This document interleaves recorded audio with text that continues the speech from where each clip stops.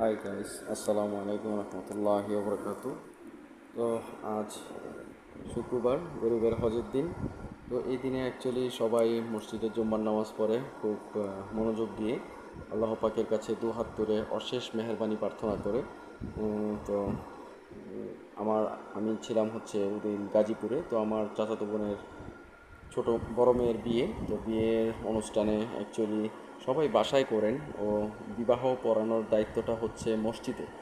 ইমান আমল ও হাসিল মোতাবেকে মসজিদে মিলাদ পড়ানোর দায়িত্ব। তো আমরা অনেকেই অ্যাকচুয়ালি এটা বুঝি না। তো আজকাল জামানায় হচ্ছে ছেলেমেয়েরা অল্প বয়সে হচ্ছে বিয়ে শাদী হয়ে যায়।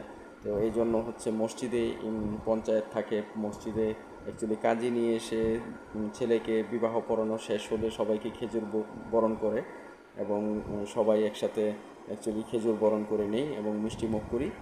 তো সবাই একসাথে মিলে আবার বাসার উদ্দেশ্যে রওনা হই মেয়ের সাইন নেওয়ার জন্য এবং বরপক্ষকে খাওয়া দাওয়া করানোর জন্য। তো গাইস, মুসলিম সম্প্রদায় এটাই হচ্ছে উত্তম ও হাসিল এবং নেককার বান্দাদের কাজ। তো ইনশাল্লাহ গাইস, আমরা কখনো বাসা বাড়িতে বিয়ে পড়াবো না, অনুষ্ঠান জাঁকজমক বাতি এবং নাচানাচি ফালাফালি করে বিয়ে পড়ানোটা আসলেও ভালো না। তো গাইস, আমার ভিডিওগুলো যারা দেখেন, যারা আমার সাবস্ক্রাইবার আছেন, অবশ্যই আমার সাথে শেয়ার করবেন এবং আমার পেজটিকে ফলো দিবেন, সাথে থাকা বেল আইকনটি নক দিবেন।